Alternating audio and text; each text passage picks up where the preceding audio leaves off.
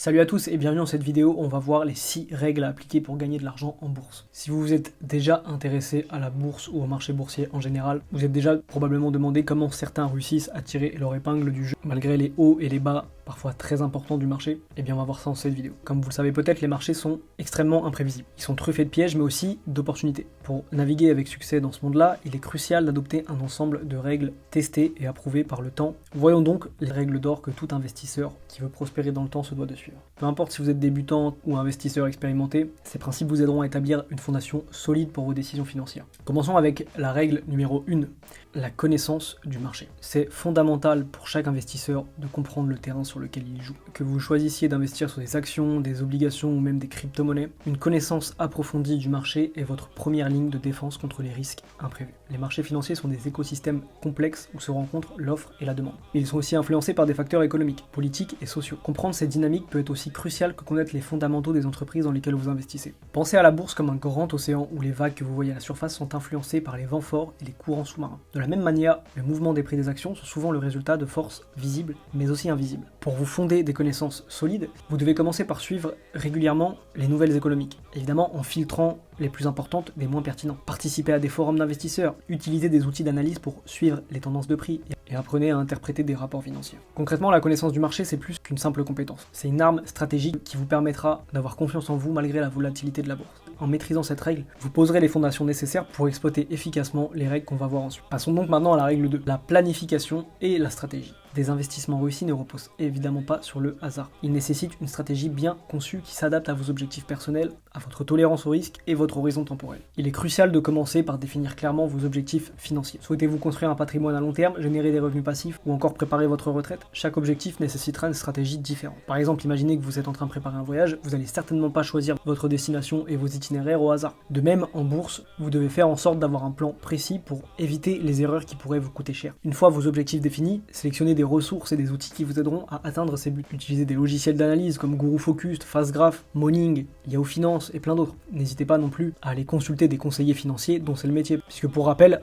je ne suis pas expert en investissement et encore moins conseiller financier. Je ne peux pas vous dire ce que vous devez acheter ou ne pas acheter en bourse. Mes vidéos sont uniquement à but de divertissement. Ensuite, la stratégie que vous allez appliquer n'est pas seulement une question de choix d'investissement. Elle implique également de savoir quand et comment réagir au mouvement du marché. Cela peut signifier savoir quand vendre pour sécuriser vos gains et potentiellement quand acheter plus lors de baisse de prix. Tout cela doit faire partie de votre stratégie que vous connaîtrez à l'avance. En adoptant une approche stratégique et bien planifiée, vous pourrez réduire le stress et l'incertitude tout en maximisant vos chances de succès en bourse. La planification n'est pas seulement une partie de l'investissement, c'est le cœur même de vos réussites financières. Ensuite, passons à la règle numéro 3 qui est la gestion du risque. Comme les montagnes russes, le marché peut vous emmener à des sommets exaltants et à des creux très importants. Une gestion efficace du risque peut vous permettre de profiter de la montée sans succomber à la chute. La gestion du risque commence par la reconnaissance et l'acceptation que les investissements comportent toujours un certain degré de risque. L'objectif, c'est pas d'éliminer le risque, mais de le gérer de manière à maximiser les récompenses tout en minimisant vos pertes potentielles. Une des méthodes les plus efficaces pour ça, c'est de gérer le risque en vous diversifiant. Ça signifie de répartir vos investissements entre différentes catégories d'actifs, de secteurs ou de zones géographiques, afin de réduire l'impact de la chute d'un investissement spécifique sur la globalité de votre portefeuille. En plus de la diversification, vous pouvez toujours placer des ordres stop-loss. C'est des outils qui vous permettent de définir un seuil de vente automatique pour vos actions par exemple, réduisant ainsi les pertes potentielles en cas de baisse soudaine du marché. La gestion efficace du risque vous permettra de dormir sur vos deux oreilles, sachant que même dans les moments les plus turbulents, vous avez mis en place des choses pour protéger votre portefeuille. En maîtrisant cette règle, vous serez donc mieux équipé à affronter les hauts et les bas du marché, quoi qu'il arrive. Et la diversification, ça consiste pas seulement à choisir des actions de différents secteurs. Il s'agit aussi d'étendre vos investissements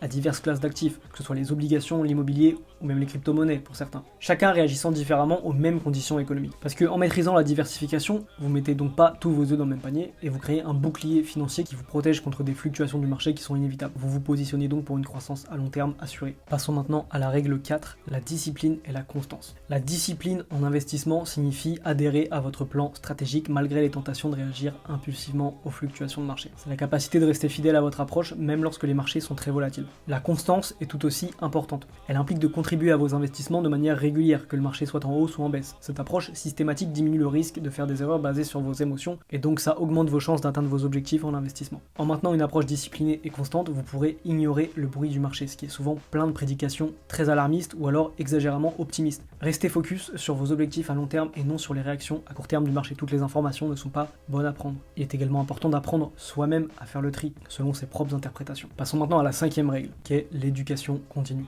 Dans un monde où les marchés évoluent constamment, rester informé et éduqué, c'est pas seulement avantageux, c'est essentiel. L'éducation continue vous permet de rester au fait des dernières tendances, des régulations, des nouvelles technologies financières et des nouvelles économiques qui peuvent avoir un impact significatif sur vos stratégies d'investissement. Même si, comme je vous l'ai dit, il faut apprendre à les trier avant de les prendre en compte. Mais vous pouvez aussi considérer ça comme un investissement en vous-même. Le savoir est une ressource qui ne se dépréciera jamais.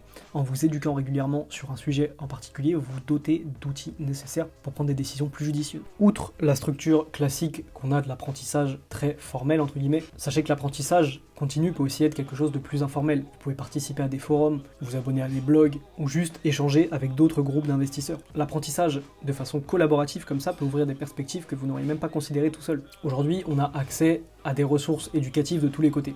Ne serait-ce qu'avec des plateformes comme YouTube, vous pouvez avoir accès à des informations très intéressantes où vous pouvez apprendre à tout moment de partout. L'éducation continue et le fait de rester enseignable vous permettra de rester, entre guillemets, compétitif dans le jeu de l'investissement.